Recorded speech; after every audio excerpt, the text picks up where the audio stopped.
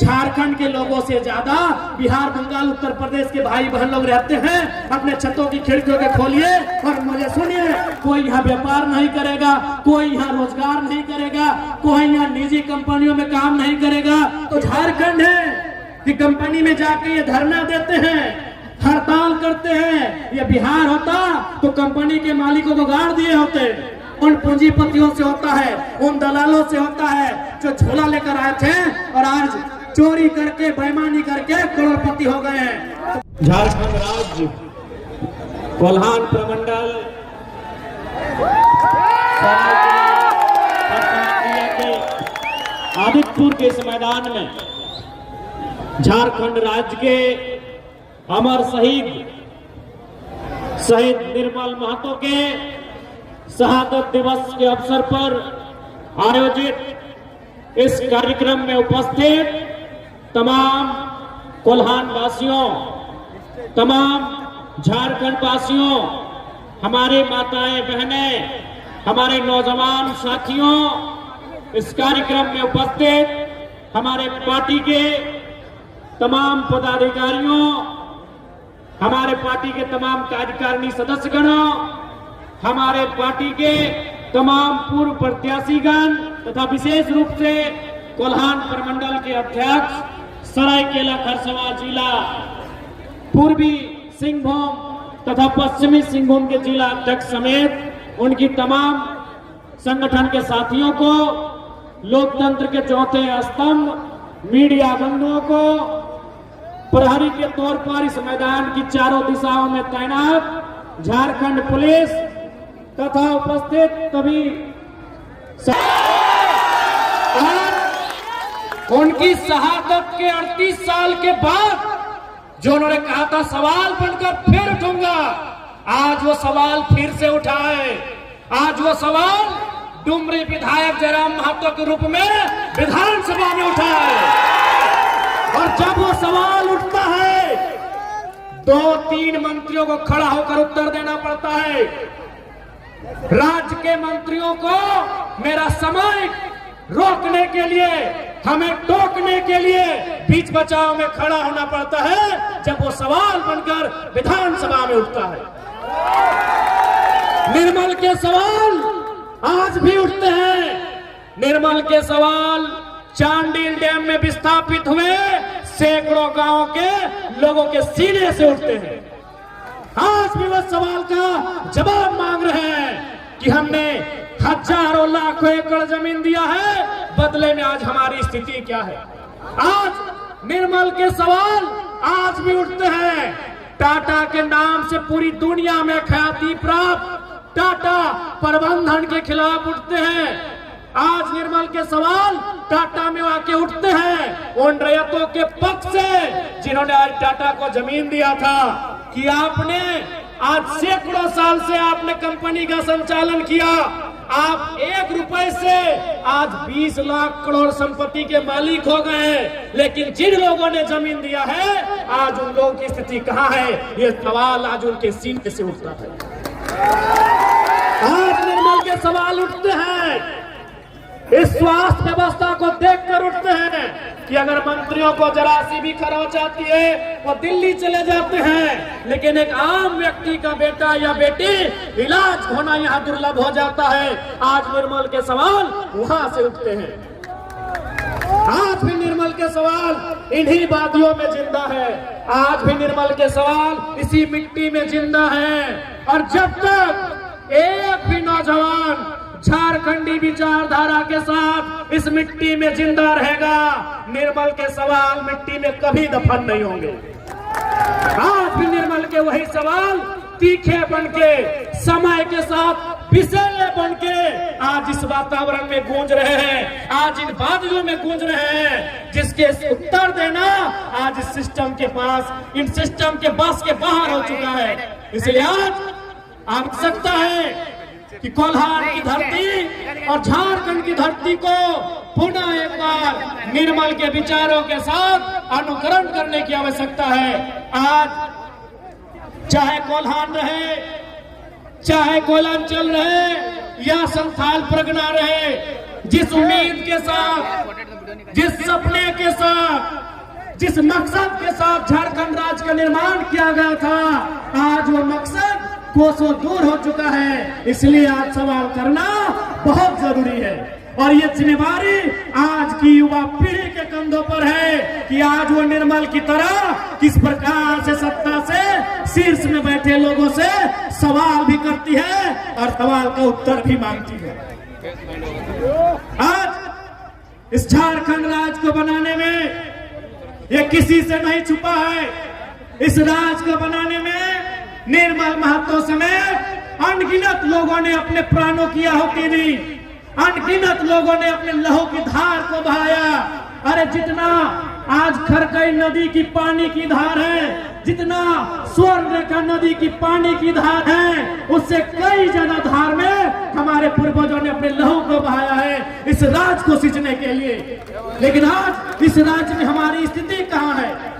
आज धनबाद, बोकारो, गिरिडीह, रामगढ़ की सीमा को यदि कोयलांचल कहा जाता है तो जमशेदपुर सरायकेला को लोहांचल कहा जाता है। आज खनिज संपदा से परिपूर्ण ये राज्य हमारा, लेकिन आज यहाँ के नौजवान, उनकी स्थिति क्या है? आज यहाँ के पढ़े लिखे नौजवान पलायन करने पे विवश है। आज यहाँ की पढ़ी लिखी बेटियां प्रदेशों में जाने के लिए विवश है। तो इस दिन के लिए हमारे पूर्वजों ने, चाहे वो निर्मल महतो रहे या दिसम गुरु शिबू सोरेन रहे, इस मंच के माध्यम से राज निर्माताओं में प्रमुख निर्मल दादा के साथी रहे, दिसम गुरु के नाम से पूरी दुनिया में ख्याति रहे।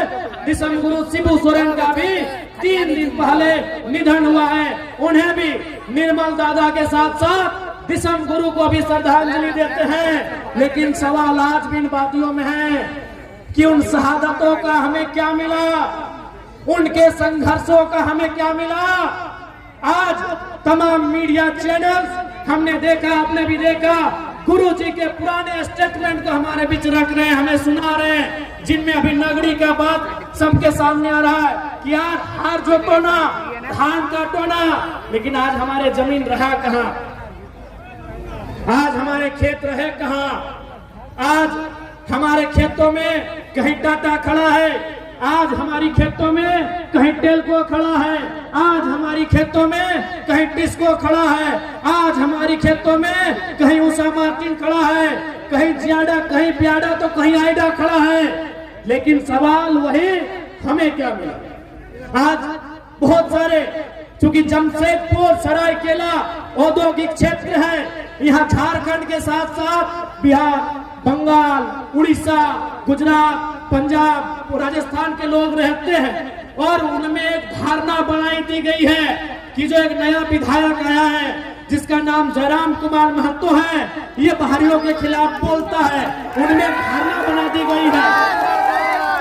यदि मेरी आवाज इन बड़ी बड़ी इमारतों में आशियाना बनाकर रह रहे किसी बिहारी भाई, किसी यूपी, गुजरात, उड़ीसा, बंगाल के भाई बहन तक जा रही है, जिनके मन में मेरे लिए एक नकारात्मक धारणा बनाई गई है कि हम उनके खिलाफ हैं, तो मैं एक सवाल आपसे भी करूंगा कि यदि आपके पूर्वजों का जमीन उत्तर प्रदेश में, बिहार में, बंगाल में, उड़ीसा में कोई 5 एकड़, 10 एकड़, 50 एकड़ कब्जा करे और आपको लात मारकर भगा दे, तो आपको कैसा लगेगा?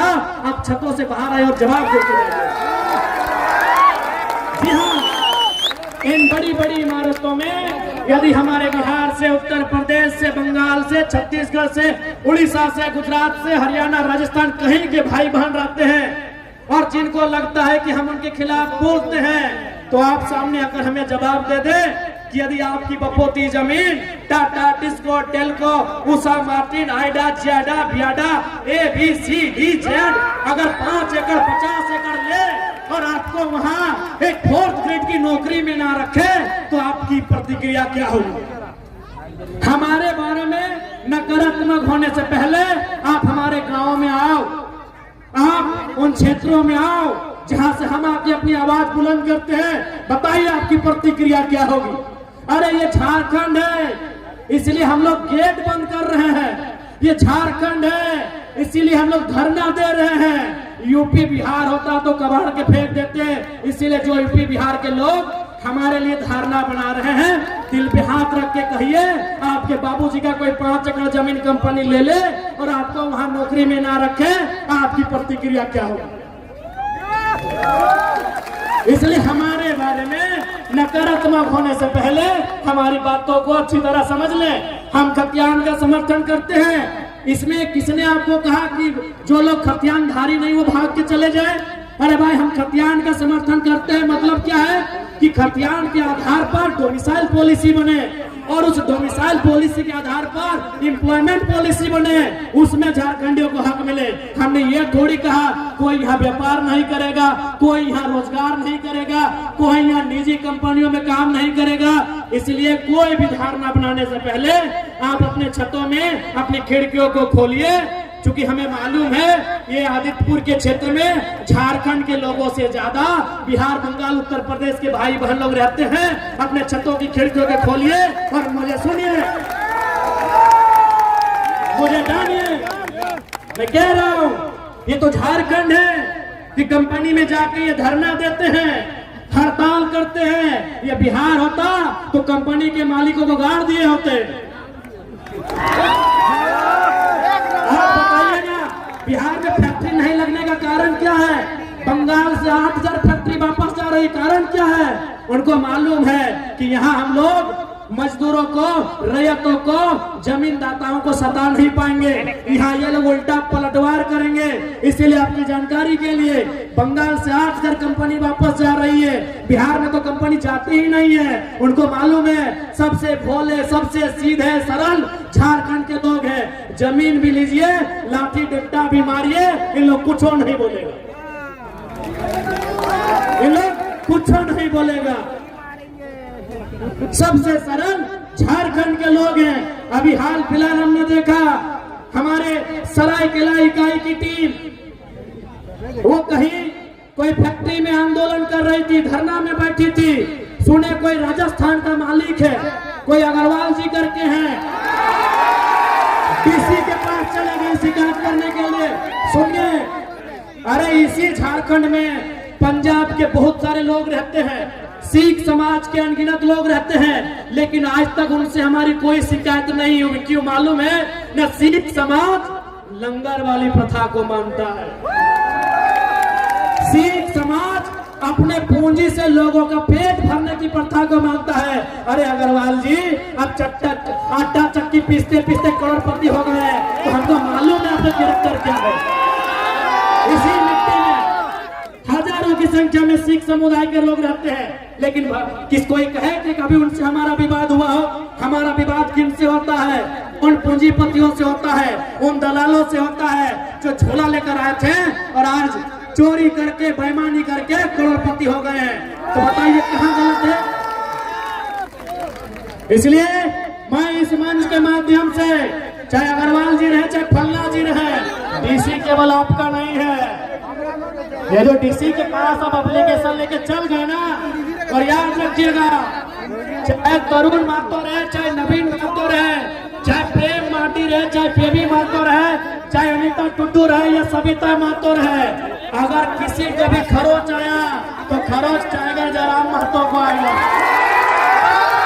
याद रखिएगा, याद रखिएगा।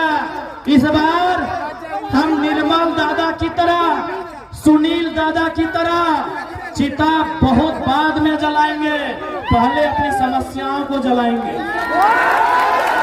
अब हमारी समस्याएं सिस्टम से है, हमारी समस्याएं किसी संस्था से है या किसी व्यक्ति से है, मुझे नहीं मालूम। इस बार यदि किसी को खरोच आया, हम उनकी चिता पहले नहीं जलाएंगे।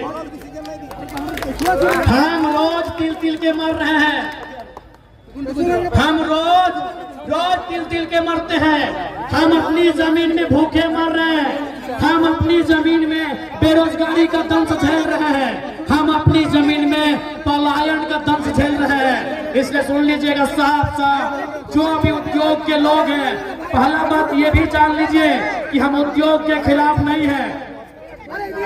जितनी भी कंपनी फैक्ट्री के संचालन करता है, हम कोई कंपनी फैक्ट्री के खिलाफ नहीं है। हम देश के प्रधानमंत्री, वर्तमान प्रधानमंत्री नरेंद्र मोदी के चमत्कारिक मंदिर, ईश्वर देवी देवताओं के मंदिर की तुलना में देश के पहले प्रधानमंत्री पंडित जवाहरलाल नेहरू के आधुनिक मंदिरों के पक्ष में है।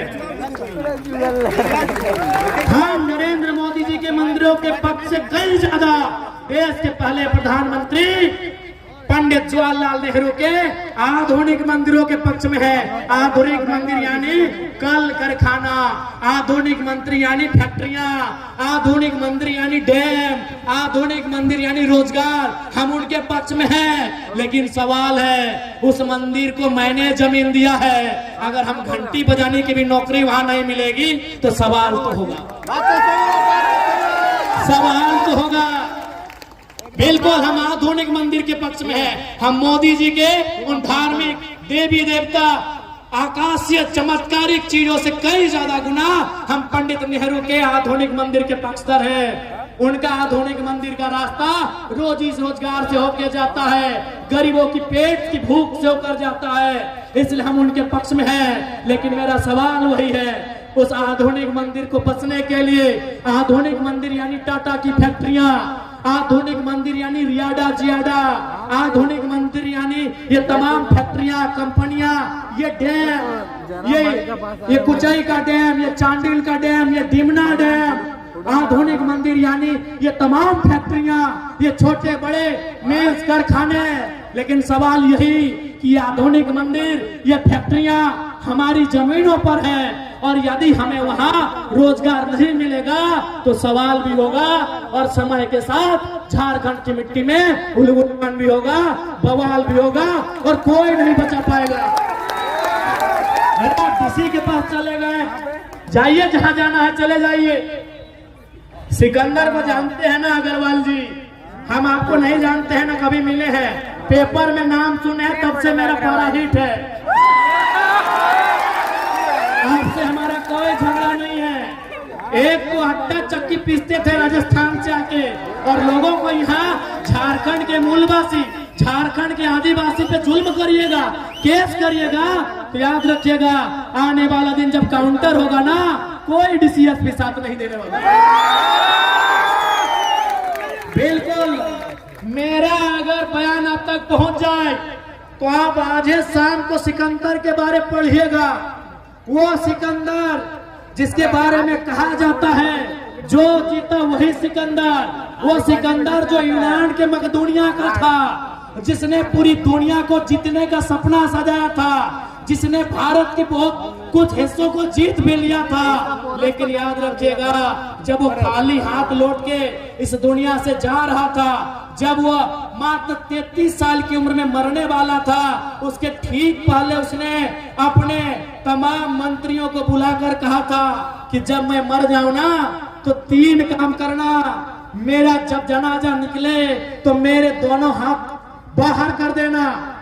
तो उनके मंत्रियों ने पूछा कि महाराज दोनों हाथ बाहर करने का मतलब क्या है? बोला मेरे दोनों हाथ बाहर करना, मुट्ठी खुली करना, ताकि दुनिया को पता चलेगा कि दुनिया को जितने चला सिकंदर खाली हाथ लौट के जा रहा है।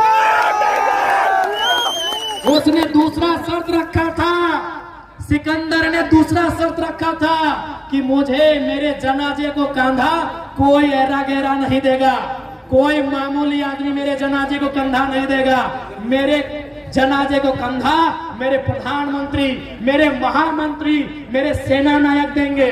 बोला सर इसका क्या मतलब है?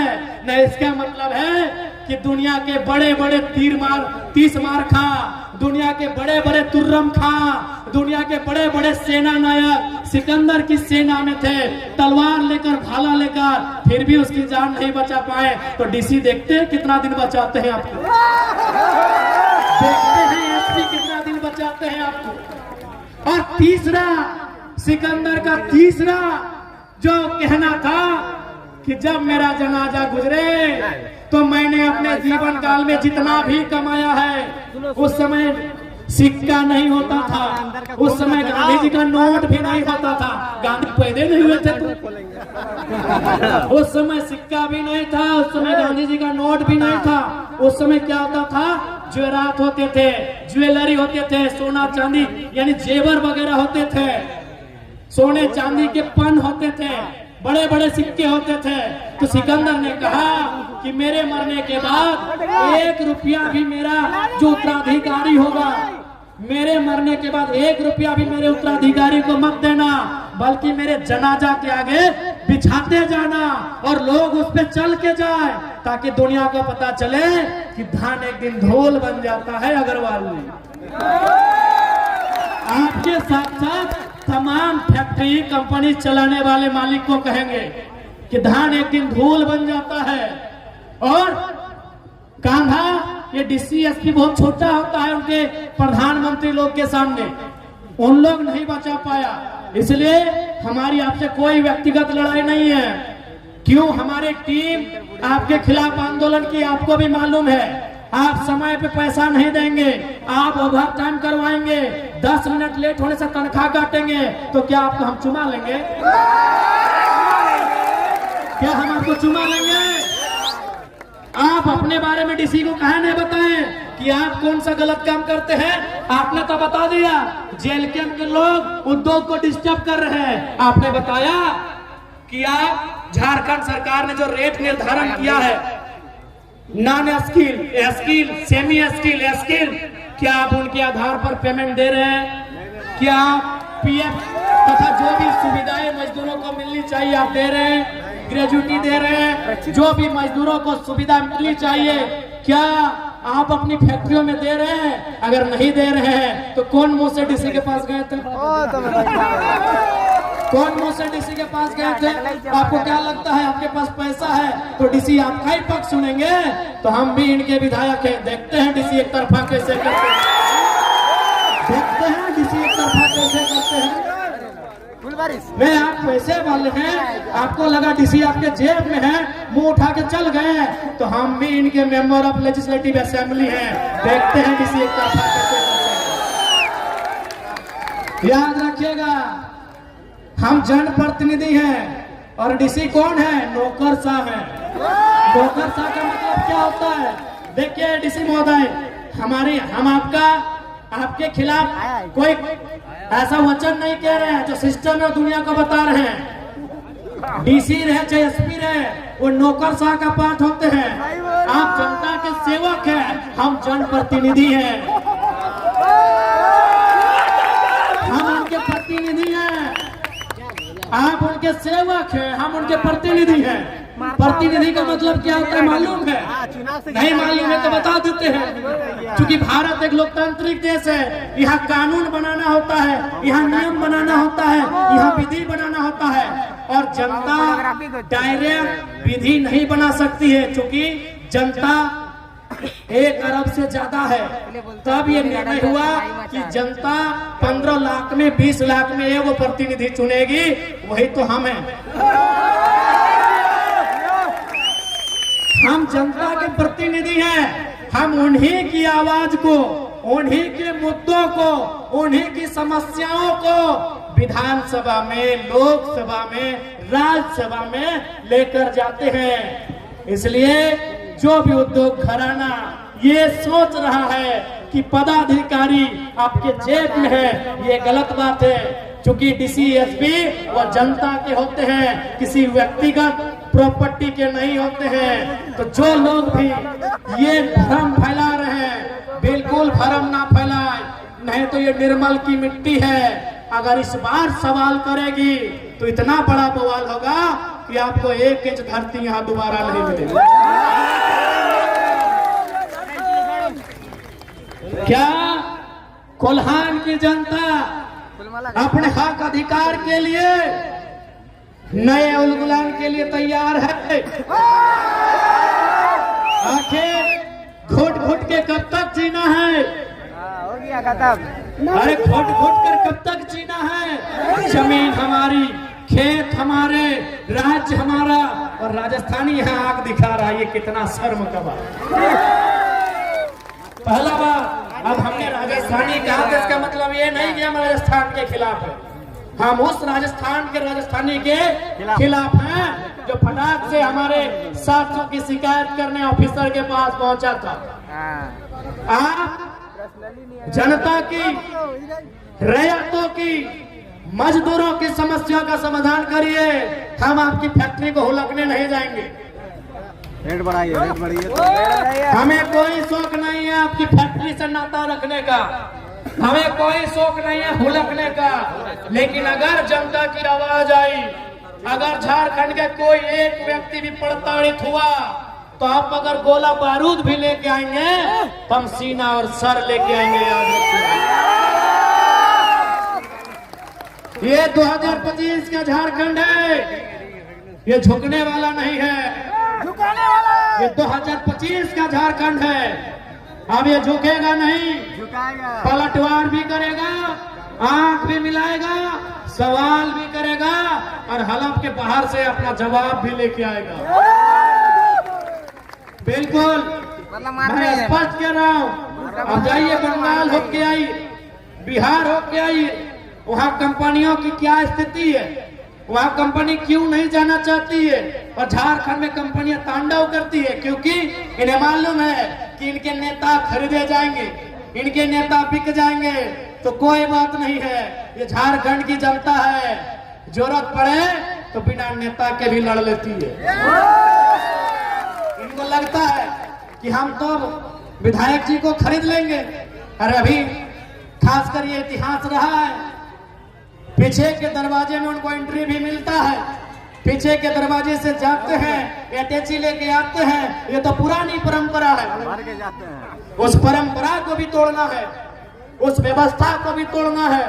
ये चुनौती है और उस चुनौती को स्वीकार करते हैं। इसलिए आज कोल्हान की सरजमी में उपस्थित तमाम माताओं, तमाम बहनों, तमाम नौजवान साथियों, हमारी लड़ाई कभी गलत नहीं रही है। हमारी लड़ाई हक के लिए रही है, हमारी लड़ाई न्याय के लिए रही है, हमारी लड़ाई झारखंड की अस्मिता अस्तित्व के लिए रही है। और उसके लिए हम, अरे इनसे तो छोड़िए, सामने यमराज भी आके खड़े होंगे तो दो दो हाथ कर लेंगे। सवाल यदि अस्मिता का होगा, सवाल यदि अस्तित्व का होगा, सवाल यदि जल जमीन जंगल का होगा, तो हम मुकाबला यमराज से भी करेंगे। ये तो कहाँ कहाँ कौन कौन है हम जानते भी नहीं है, ये तो बहुत मामूली लोग हैं। ईस्ट इंडिया कंपनी, अरे दुनिया में सबसे बड़ी कंपनी का नाम है ईस्ट इंडिया। तुम्हारे खड़ा हम देखेंगे कैसे तुमको। दुनिया की सबसे बड़ी कंपनी का नाम था ईस्ट इंडिया कंपनी, जिसके माध्यम से ब्रिटेन के लोगों ने हिंदुस्तान को और हिंदुस्तान के साथ साथ और 70 देशों को, किसी को 150 साल, किसी को 200 साल, किसी को 300 साल गुलाम बनाया। आज उखाड़ के फेंक दिया गया कि नहीं? आज ईस्ट इंडिया कंपनी को उखाड़ कर फेंक दिया गया कि नहीं? फेंक दिया गया। तो इसीलिए कोई भी कंपनी वाले, मैं स्पष्ट कह दूं, बिल्कुल मैं आपके खिलाफ नहीं हूं, आपकी गलत नीतियों के खिलाफ हूं। घमंड में मत रहिएगा। इस दुनिया ने ईस्ट इंडिया कंपनी की विदाई देखी है, आप तो 100 साल, 50 साल, 30 साल से। बस यहाँ की जनता थोड़ा सा डिफेंसिव मूड में चली गई है। हाँ, ये सच है।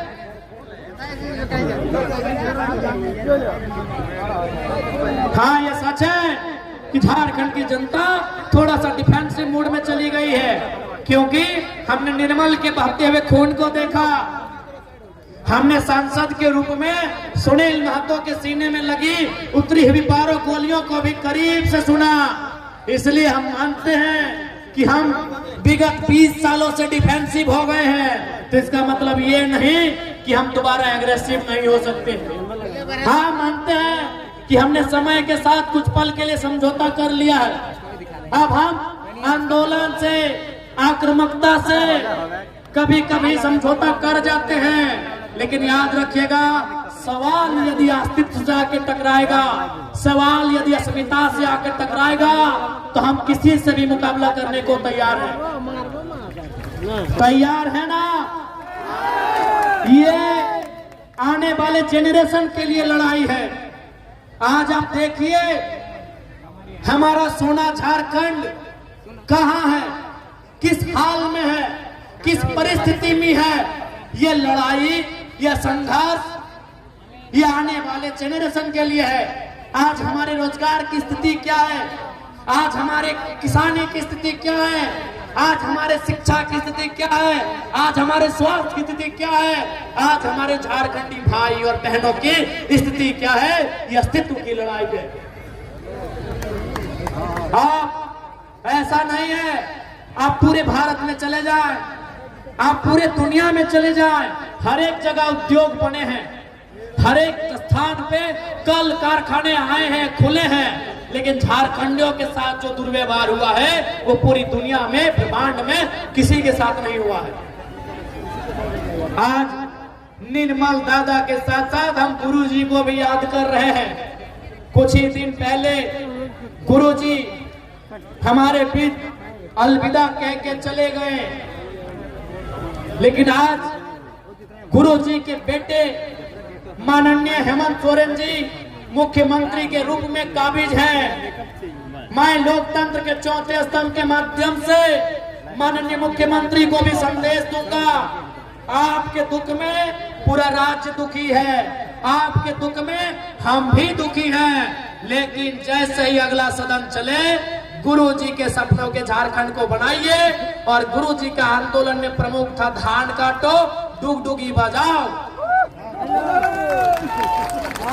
गुरुजी का प्रमुख आंदोलन था डुगडुगी बजाओ, डुगडुगी बजाओ। और जमीन अपना जो महाजन लोग लिया है, जमीन अपना जो सूदखोर लोग लिया है, जमीन अपना जो सामंत लोग लिया है, उससे जमीन ले लो।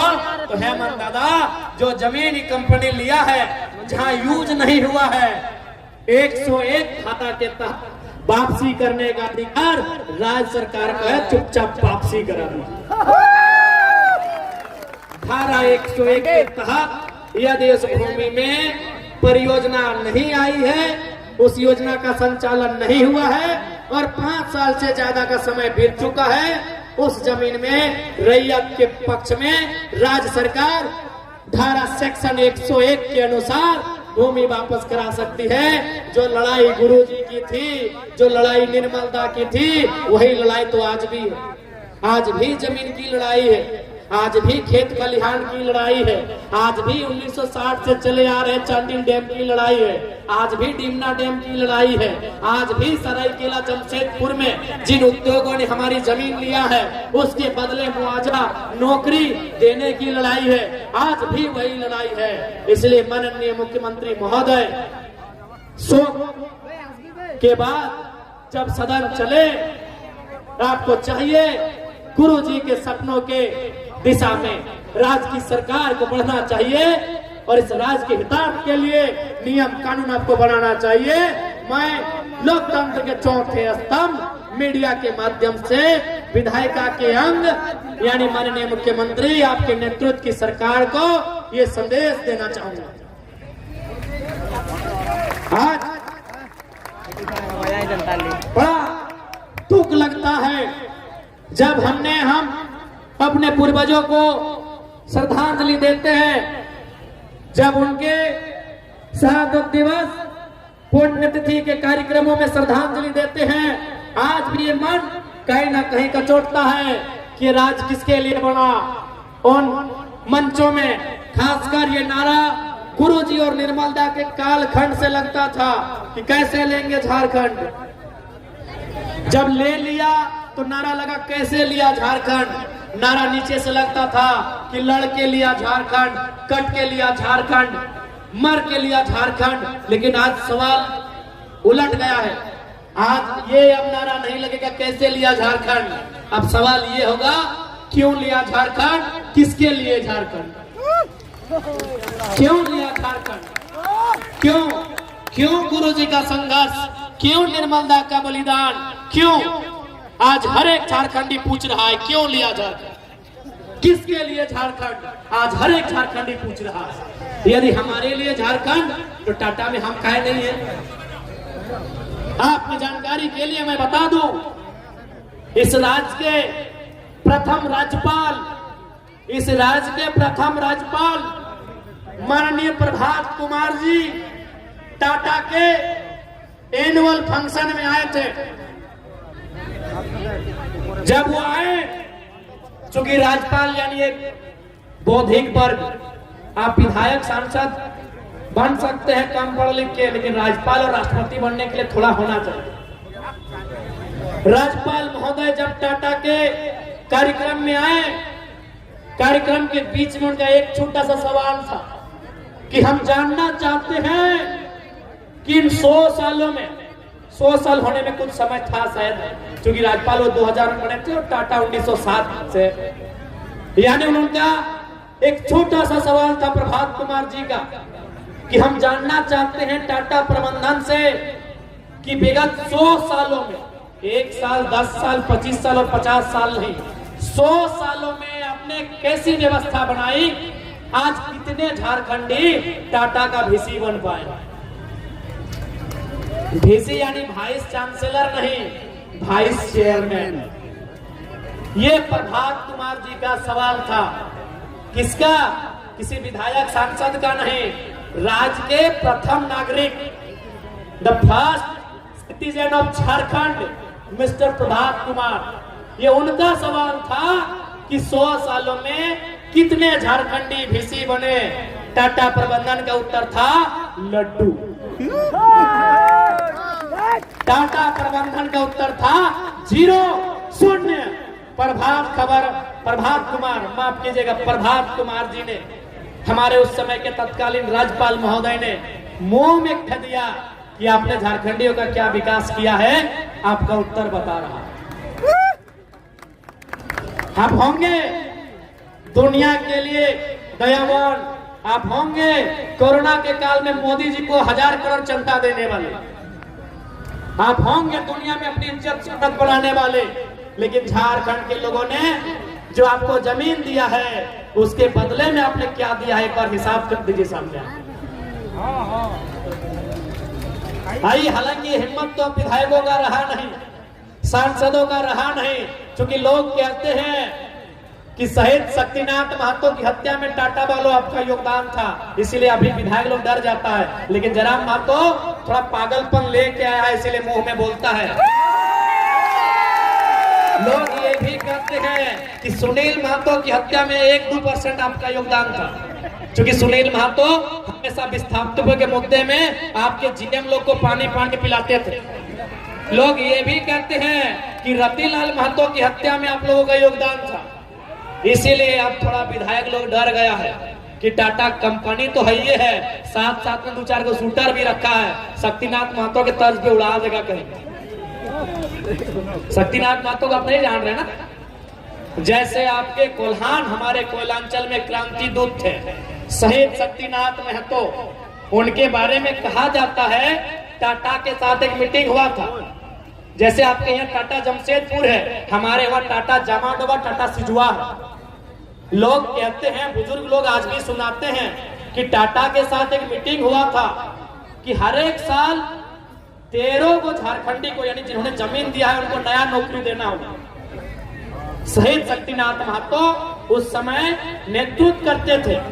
शहीद शक्तिनाथ महतो कोयलांचल के बहुत बड़े नेता थे। उनके साथ ये समझौता हुआ था कि प्रत्येक साल टाटा को परमानेंट नौकरी 13 को देना होगा। किसको? रैयत को।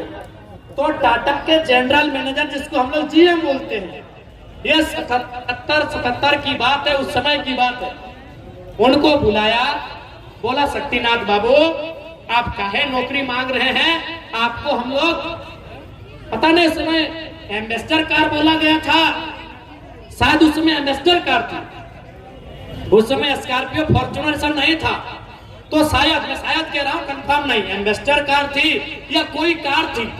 टाटा के मैनेजर ने कहा कि आपको हम लोग मंथली की सुविधा देंगे, आवास देंगे और एगो कार देंगे।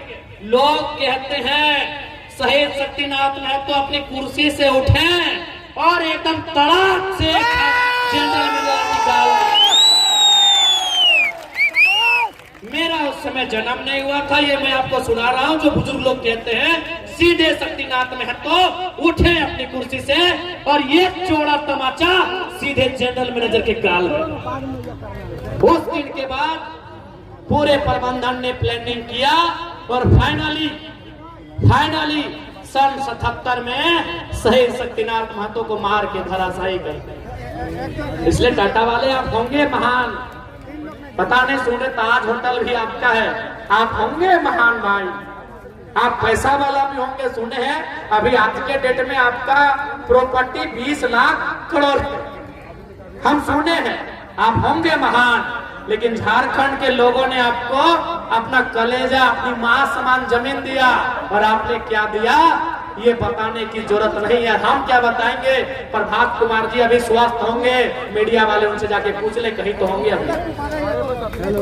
ये आपने दिया है हमें,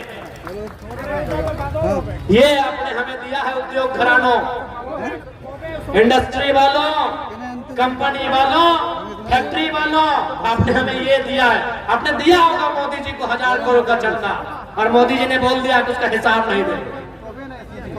हाँ, कोरोना के टाइम में दिया था चंदा 1000 करोड़, मोदी जी ने कह दिया उसका हिसाब नहीं देंगे, वो पीएम केयर फंड है। अब क्यों नहीं देंगे वो तो हम नहीं जानते हैं। दिया होगा अपना चंदा, लेकिन हमने आपको जो दिया हजारों हजार एकड़ जमीन, कितना में दिया पता नहीं, वो तो जमशेदपुर वाले जानते हैं कितना में जमीन दिया है। हम तो जानते हैं कि उधर का जमीन उस समय 30 पैसा डिसमिल, 50 पैसा डिसमिल, 1.5 रुपया डिसमिल, और हार्डली 3 रुपया डिसमिल लेता था एक कट्ठा घर। हार्डली 3 रुपया डिसमिल, और न्यूनतम 30 पैसा डिसमिल हमने जमीन दिया है। अरे हाथ तो आज हजारपति से लाखपति, करोड़पति, अरबपति, खरबपति, पद, सांग, डील, क्या क्या होता है, आप वहां पहुंच गए। लेकिन आज कभी आपने झांका है? आपने अपनी 20वीं मंजिल की इमारत की खिड़की से कभी झांका है कि हम आज किस हाल में हैं? आज ये एक विधायक का नहीं, झारखंड के हर एक परिवार का सवाल है कि हमने आपको दिया, आपने हमें क्या दिया, ये सवाल है। और जैसे जैसे समय बढ़ेगा ये सवाल और गहरा होता जाएगा, ये सवाल और तीखा होगा, ये सवाल और पिसेला होगा। मारेंगे कितना मारेंगे? हमारी संख्या उतनी है जितना गोली नहीं है। और आपको मालूम है ना, सुनील महतो को मारने के लिए तो 12 गोली खर्च करना पड़ा था।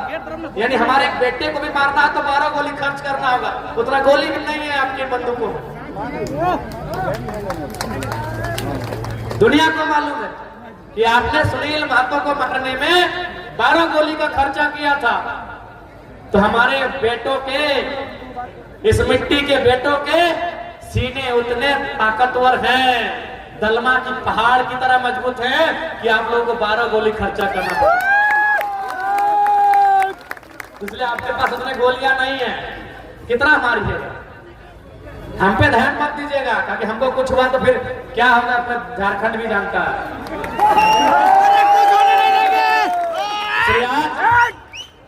हमने फिर कहूंगा, फिर अपनी बात को दोहराऊंगा कि हम देश के पहले प्रधानमंत्री श्रद्धेय पंडित जवाहरलाल नेहरू के उस सपने के पक्षधर हैं जो कहते हैं कि आधुनिक मंदिर, हम आधुनिक मंदिर के समर्थक हैं, हम आपकी कंपनियों के भी समर्थक हैं, हम आपकी फैक्ट्रियों के भी समर्थक हैं, लेकिन उस धुएं के सख्त खिलाफ हैं। हम आपकी गलत नीतियों के सख्त खिलाफ हैं। या आज आवाज एक विधायक की आई है, कल हर एक नौजवान की आई है। उस समय डीसी साहब के पास जाइएगा ना, परमंडल में जो आयुक्त होते हैं कमिश्नर साहब, उनके पास जाइएगा, नहीं पता नहीं आप चीफ सेक्रेटरी के पास जाइएगा, आप लोग कहाँ जाइएगा, क्योंकि पैसा आपका है, आप तुरंत मिल लेते हैं और गरीबों को इंतजार करना पड़ता है। लेकिन इस बार झारखंड स्पष्ट चाहता है कि अब हमारे साथ किसी प्रकार का जुल्म अगर हुआ तो हम इस बार इंतकाम करेंगे। इस बार हम अपने जवाब को अपने हिसाब से लेके आएंगे।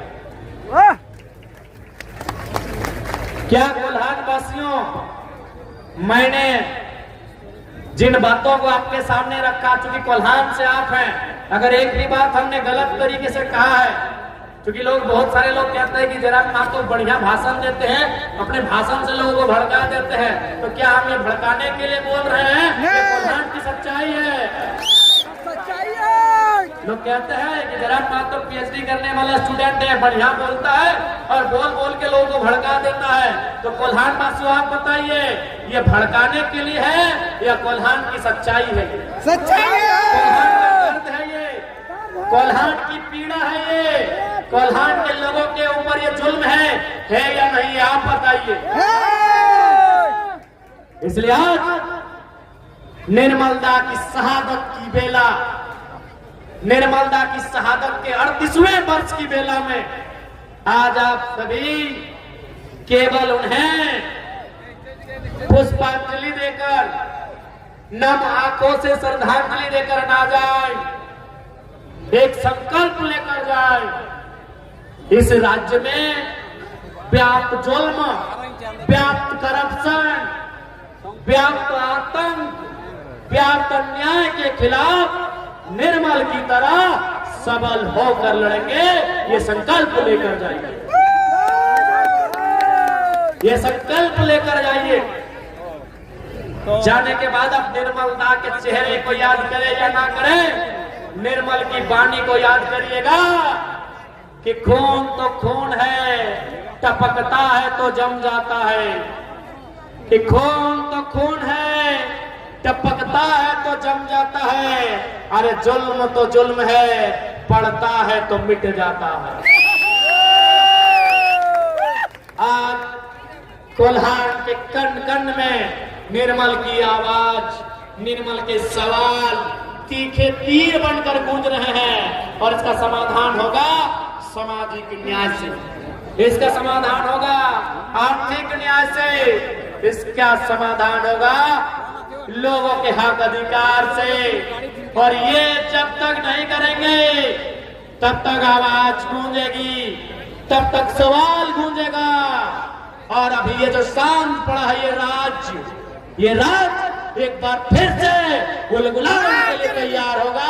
ये आपको सब स्पष्ट शब्दों में कहना चाहेंगे, क्योंकि हमने ना उड़ीसा में कब्जा किया है, ना बिहार में, ना बंगाल में, ना छत्तीसगढ़ में, लेकिन हमारे साथ जो हुआ है ये पूरी दुनिया को मालूम है। इसलिए आज इस पावन मेला में उपस्थित माताएं, बहनें, मायरा, दीदीरा, काकीरा, मासीरा, भाई बंधु, नौजवान साथियों, आज केवल निर्मलदा को, दिशम गुरु को, सुनील दादा को याद केवल श्रद्धांजलि के रूप में, पुष्पांजलि के रूप में नहीं, उनके विचार, उनके कार्यों के रूप में भी हमें करना चाहिए। ये आज समय की मांग है, चूंकि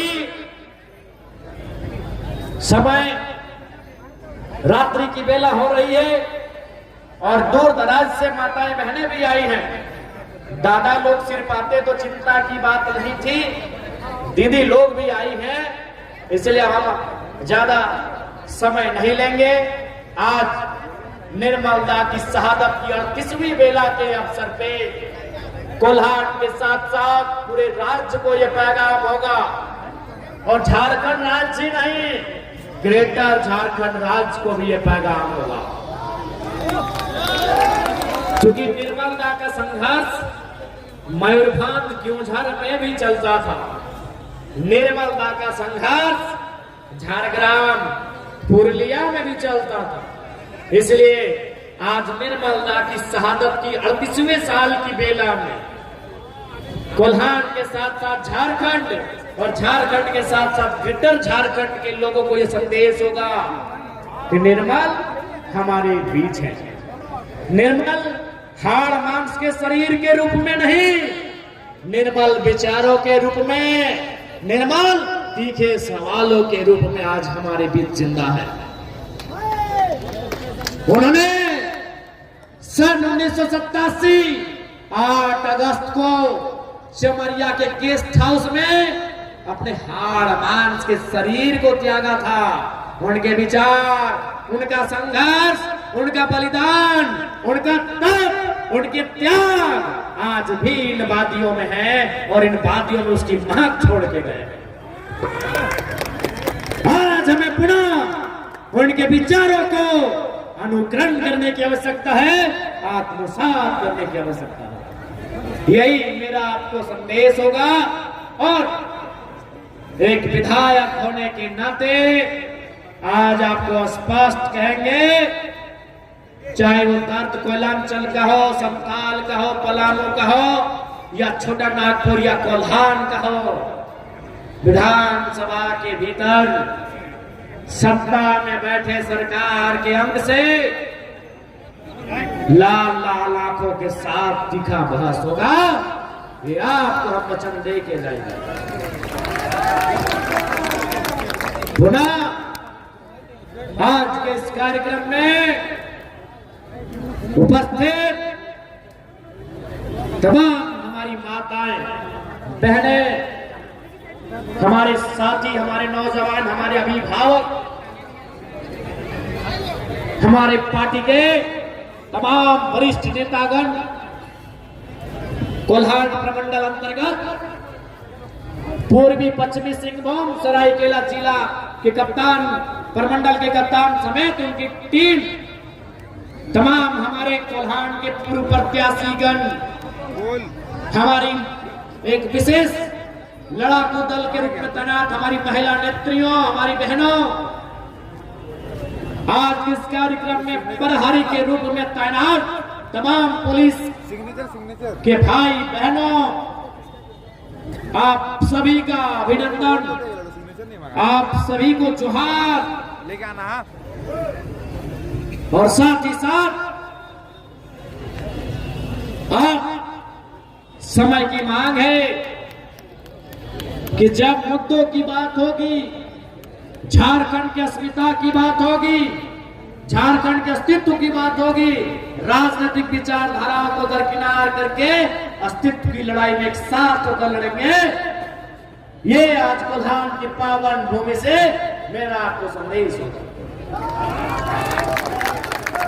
और बिल्कुल जितने भी हमारे साथी हैं जिनमें केस मुकदमा हुआ है, बिल्कुल नहीं घबराएं, क्योंकि हमारे आंदोलनकारी उन्होंने ही रास्ता दिखलाया है कि केस मुकदमा, ये लाठियों की धारा, ये हथकड़ियां, ये लोहे की सलाखें, ये आंदोलनकारियों का श्रृंगार होता है। ये श्रृंगार उनकी शोभा और बढ़ाती है। जैसे अभी हमारे प्रेम का अनिता टुड्डू दी, मणि दीदी उस शोभा को बढ़ा के आए हैं। इसलिए रास्ता संघर्ष का है, विचलित होने की कोई आवश्यकता नहीं है।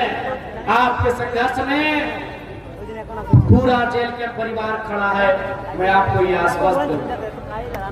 पुनः निर्मलता को, उनकी इस पावन धारा को, इस पावन भूमि को, जिस भूमि में उन्होंने अपने देह का त्याग किया था, नमन बंदन करते हुए मैं अपनी वाणी को विराम देता हूं। क्यों गुरुजी का संघर्ष, क्यों निर्मलदा का बलिदान, क्यों आज हर एक झारखंडी पूछ रहा है क्यों लिया झारखंड, किसके लिए झारखंड, आज हर एक झारखंडी पूछ रहा है। यदि हमारे लिए झारखंड तो टाटा में हम काहे नहीं है। आपकी जानकारी के लिए मैं बता दूं, इस राज्य के प्रथम राज्यपाल माननीय प्रभात कुमार जी टाटा के एनुअल फंक्शन में आए थे। जब वो आए, चूंकि राज्यपाल यानी एक बौद्धिक वर्ग, आप विधायक सांसद बन सकते हैं कम पढ़ लिख के, लेकिन राज्यपाल और राष्ट्रपति बनने के लिए थोड़ा होना चाहिए।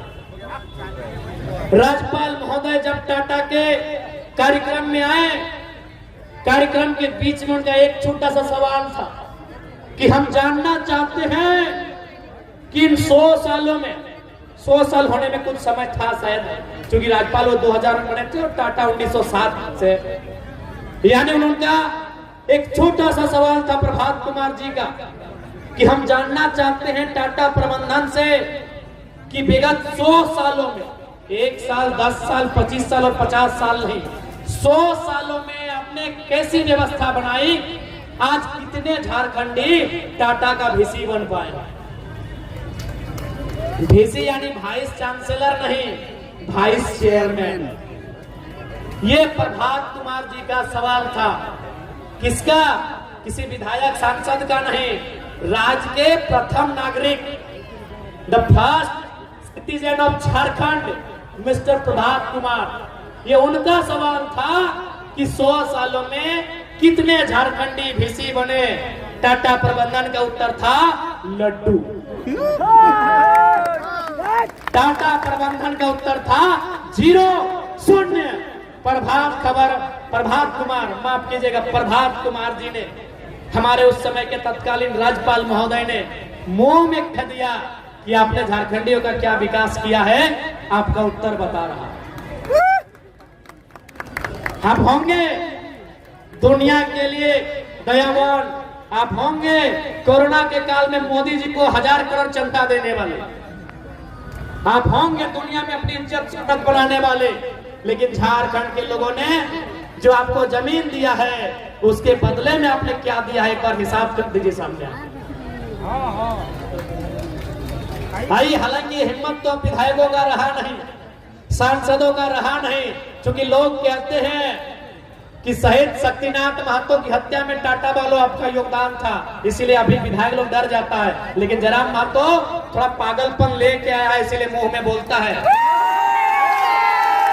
लोग ये भी कहते हैं कि सुनील महतो की हत्या में 1-2% आपका योगदान था, क्योंकि सुनील महतो हमेशा विस्थापितों के मुद्दे में आपके जीएम लोग को पानी पिलाते थे। लोग ये भी कहते हैं कि रतिलाल महतो की हत्या में आप लोगों का योगदान था, इसीलिए अब थोड़ा विधायक लोग डर गया है कि टाटा कंपनी तो है ये है, साथ साथ में 2-4 को शूटर भी रखा है, शक्तिनाथ महतो के तर्ज पे उड़ा देगा कहीं। शक्तिनाथ महतो को आप नहीं जान रहे ना, जैसे आपके कोल्हान हमारे कोयलांचल में क्रांति दूत थे, शहीद शक्तिनाथ महतो, उनके बारे में कहा जाता है टाटा के साथ एक मीटिंग हुआ था। जैसे आपके यहाँ टाटा जमशेदपुर है, हमारे वहाँ टाटा जामाडोबा, टाटा सिजुआ है। लोग कहते हैं, बुजुर्ग लोग आज भी सुनाते हैं कि टाटा के साथ एक मीटिंग हुआ था कि हर एक साल 13 को झारखंडी को, यानी जिन्होंने जमीन दिया है उनको नया नौकरी देना होगा। शहीद शक्तिनाथ महतो उस समय नेतृत्व करते थे। शहीद शक्तिनाथ महतो कोयलांचल के बहुत बड़े नेता थे। उनके साथ ये समझौता हुआ था कि प्रत्येक साल टाटा को परमानेंट नौकरी 13 को देना होगा। किसको? रैयत को।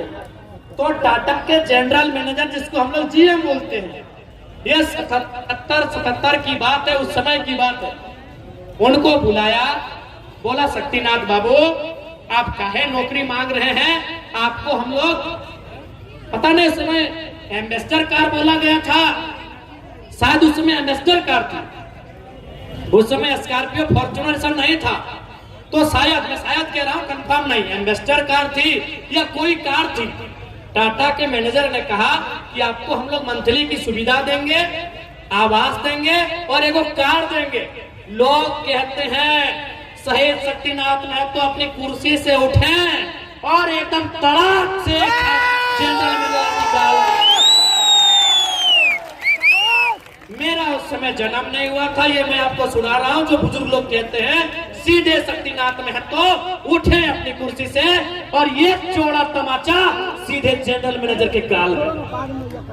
उस दिन के बाद पूरे प्रबंधन ने प्लानिंग किया और फाइनली सन 77 में शहीद शक्तिनाथ महतो को मार के धराशायी कर दिया। इसलिए टाटा वाले आप होंगे महान, पता नहीं सुने ताज होटल भी आपका है, आप होंगे महान भाई, आप पैसा वाला भी होंगे। सुने हैं अभी आज के डेट में आपका प्रॉपर्टी 20 लाख करोड़, हम सुने हैं, आप होंगे महान।